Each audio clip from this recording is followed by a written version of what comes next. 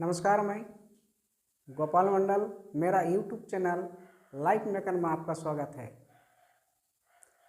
दोस्तों, आज मैं क्लास 10th ज्योग्राफी चैप्टर 4 का चर्चा करेंगे और वह विषय है कृषि।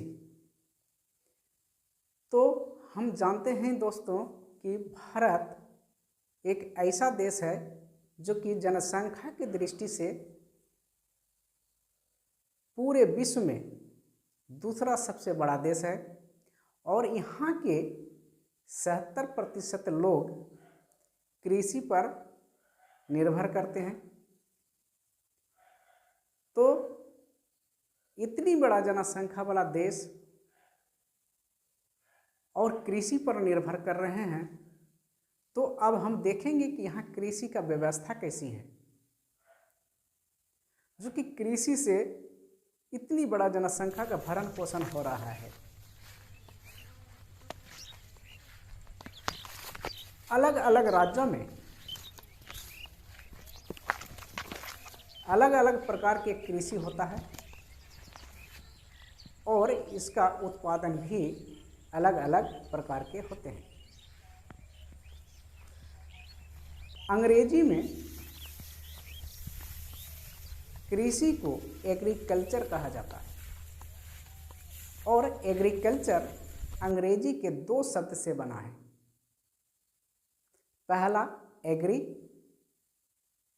अर्थात भूमि और दूसरा खेती अर्थात कल्चर, यानी कल्चर अर्थात खेती। पहला एग्री माने भूमि और कल्चर माने खेती, यानी भूमियों में खेती करने की जो व्यवस्था है वही व्यवस्था को ही हम कृषि कहते हैं, एग्रीकल्चर कहते हैं। अर्थात भूमियों में फसल उत्पादन करने का, अनाज उत्पादन करने का जो क्रिया विधि है, इसे हम कृषि कहते हैं। अब हम देखते हैं दोस्तों कि कृषि कितने प्रकार के होते हैं। तो हम देख पा रहे हैं कृषि, यहाँ 4 प्रकार के कृषि हैं। पहला गहन जीविका निर्वाह कृषि। गहन जीविका निर्वाह कृषि वैसा कृषि व्यवस्था है, वैसा कृषि है जो पुराने तरीकों से, पुराने नियमों से, पुराने औजारों से वह खेती किया जाता है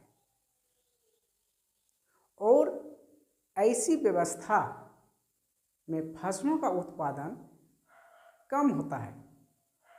ऐसा कृषि व्यवस्था में सिंचाई का व्यवस्था नहीं होते हैं। यह मॉनसून पर निर्भर करता है, वर्षा पर निर्भर करता है। इसी कारण इसमें उत्पादन कम होता है और इसमें वैज्ञानिकता नहीं है। यह प्राकृतिक पर निर्भर करते हैं। इसमें रासायनिक खाद, रासायनिक दवाओं, रासायनिक जो उर्वरक होता है, इसका उपयोग नहीं किया जाता है। पुराने तरीकों से खाद, यानी घास पात या गोबर का सड़ा हुआ जो अंश है वो खेत में डालते हैं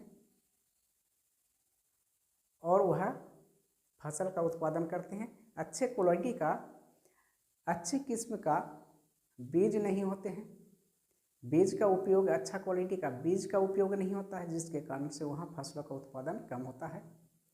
तो ऐसे कृषि व्यवस्था को हम गहन जीविका निर्वाह कृषि कहते हैं।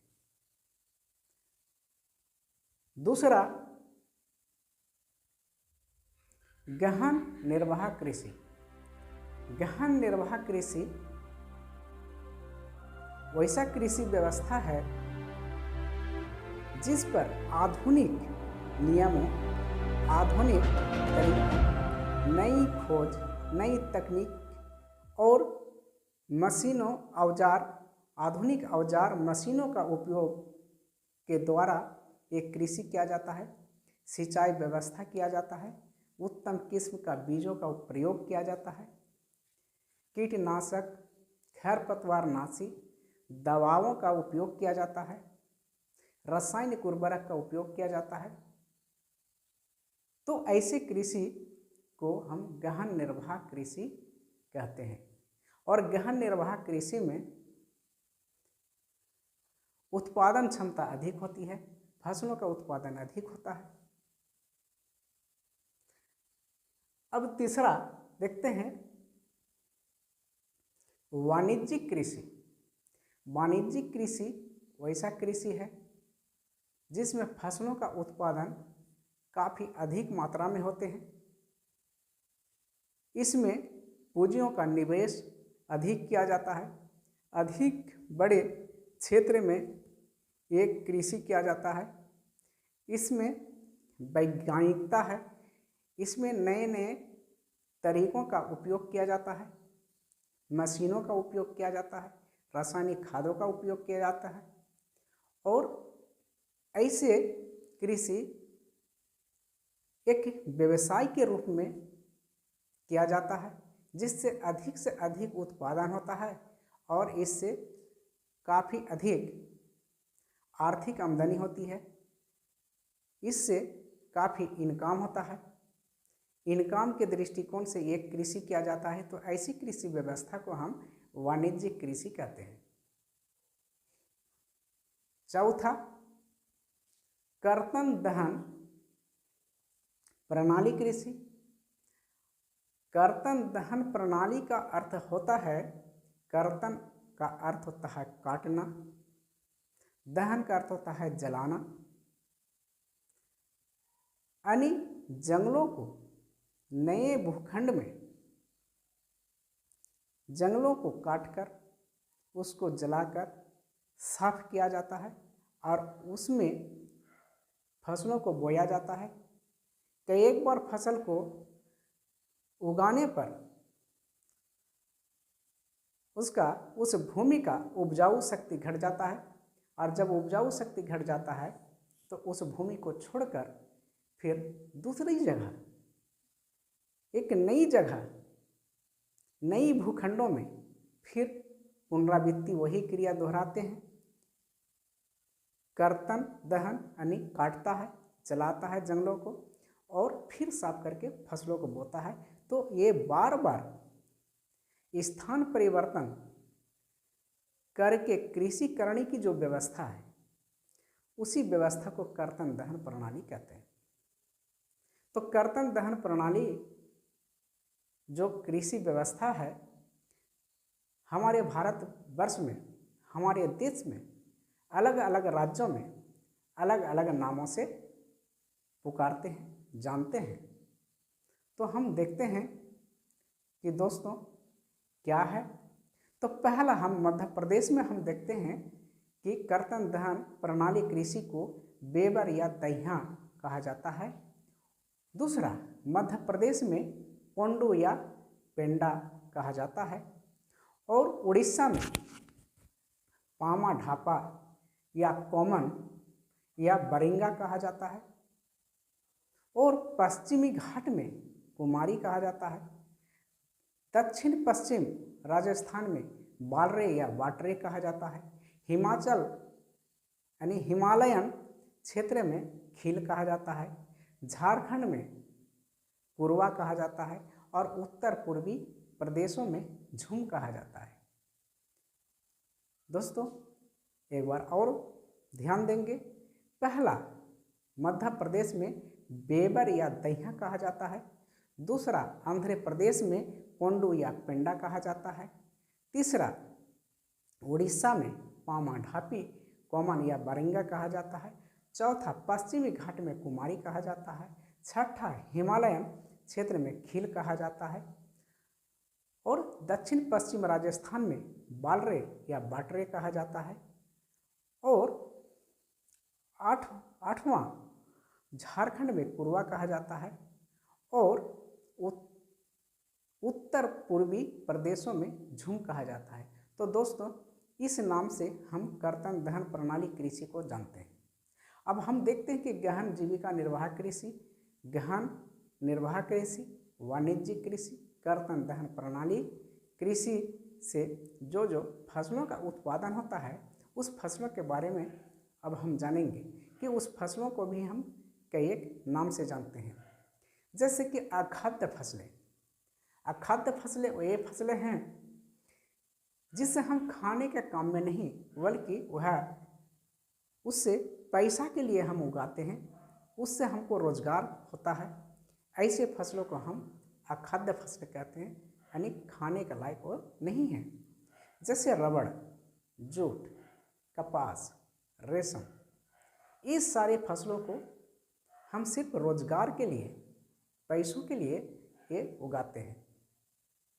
दूसरा, खाद्य फसल। खाद्य फसल वह फसल है जिन फसलों को हम खाने के काम में आते हैं, जिसे खाकर हम जीवित रहते हैं। ऐसे फसलों को हम खाद्य फसल कहते हैं, जैसे चावल, गेहूं, मक्का, बाजरा आदि। तीसरा, तिलहन फसल। तिलहन फसल वो ये फसल हैं जिससे हमें तेल प्राप्त होता है।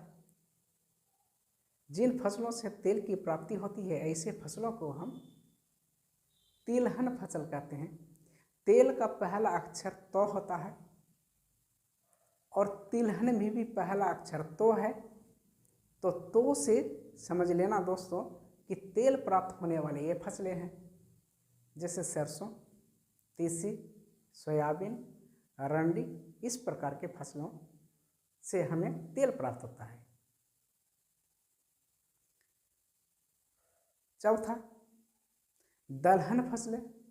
दलहन फसलें वैसे फसलें हैं जिससे हमें दाल की प्राप्त होती है। दलहन पहला अक्षर दो और दाल में भी पहला अक्षर दो, अतः दलहन फसल से हमें दाल प्राप्त होता है।